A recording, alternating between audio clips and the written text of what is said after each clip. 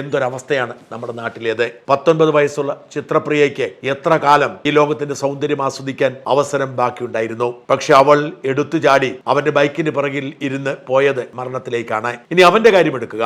അവളെ ജീവിതകാലം മുഴുവൻ സ്വന്തമാക്കാൻ ആഗ്രഹിച്ച അലൻ എന്ന ചെറുപ്പക്കാരൻ, അവൻ ഒരു നിമിഷത്തെ തോന്നലിനെ അനുഭവിക്കുന്നതോ ജീവിതകാലം മുഴുവൻ ഇരുട്ട്. കൊലപാതക കേസിലെ പ്രതിയാണ്. ജയിൽവാസത്തിന് ശേഷം തിരിച്ചു വന്ന് ഒരു കരിയർ കെട്ടിപ്പടുക്കാനോ ഒരു സ്വസ്ഥമായ കുടുംബജീവിതം നയിക്കാനോ സാധിച്ചെന്ന് വരില്ല. അവളുടെ ജീവിതം പൂർണ്ണമായും അവസാനിച്ചപ്പോൾ അവന്റെ ജീവിതം ഇരുട്ടിലേക്ക് പോയിരിക്കുന്നു. നമ്മൾ ഈ പ്രതിസന്ധിയെ എങ്ങനെ മറികടക്കും? ഇത് കേവലം ഒരു അലന്റെയോ ചിത്രപ്രിയയുടെ കഥയല്ല.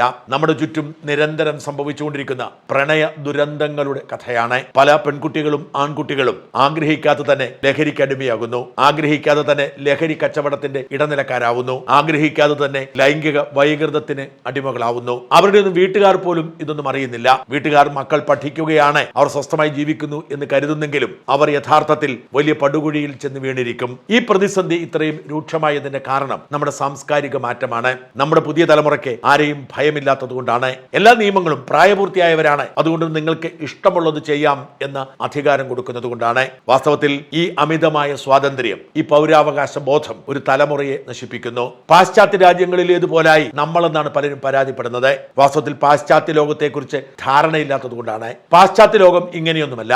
പ്രായപൂർത്തിയായി എന്നതിന്റെ പേരിൽ അവർക്ക് തോന്നിയതുപോലെ ചെയ്യാൻ കഴിയില്ല. 16 വയസ്സിൽ താഴെയുള്ളവർ കുട്ടികൾ തന്നെയാണ്. ആ കുട്ടികൾക്ക് അതിശക്തമായ നിയന്ത്രണമുണ്ട്. അവർക്ക് ഇഷ്ടമുള്ളത് ചെയ്യാം എന്നൊക്കെ പറയുന്നത് തെറ്റായ ധാരണയാണ്. അങ്ങനെയൊന്നുമല്ല. അവരെ ചോദ്യം ചെയ്യാനും അവരെ ശാസിക്കാനും ഒക്കെയുള്ള അധികാരവും അവകാശവും നിയമങ്ങൾക്കും സംവിധാനങ്ങൾക്കുമുണ്ട്. ഒരു നിയന്ത്രണവുമില്ലാതെ പാശ്ചാത്യ ലോകത്തെ സംസ്കാരം നമ്മൾ സ്വീകരിക്കുന്നു എന്നതാണ് നമ്മുടെ പ്രശ്നം. പാശ്ചാത്യ ലോകത്ത് നിയന്ത്രണങ്ങളുണ്ട്, അവകാശങ്ങൾ അവർ പ്രത്യേക തരത്തിലാണ് എല്ലാവർക്കും കൊടുക്കുന്നത്. എന്നാൽ ഇവിടെ ഒരു നിയന്ത്രണവുമില്ല, അഴിച്ചുവിട്ടിരിക്കുന്നു. ഞാൻ ഏറ്റവും ഒടുവിൽ വായിച്ച ഒരു വാർത്ത, ഓസ്ട്രേലിയയിൽ 16 വയസ്സിൽ താഴെയുള്ളവർക്ക് എല്ലാവിധ സോഷ്യൽ മീഡിയയും നിരോധിച്ചിരിക്കുന്നു എന്നാണ്. എന്ന് വെച്ചാൽ ഇൻസ്റ്റായിലോ സ്നാപ്ചാറ്റിലോ ഫേസ്ബുക്കിലോ ട്വിറ്ററിലോ എന്തിനേറെ യൂട്യൂബിൽ പോലും പ്രവേശിക്കാൻ അവർക്ക് അവകാശമില്ല.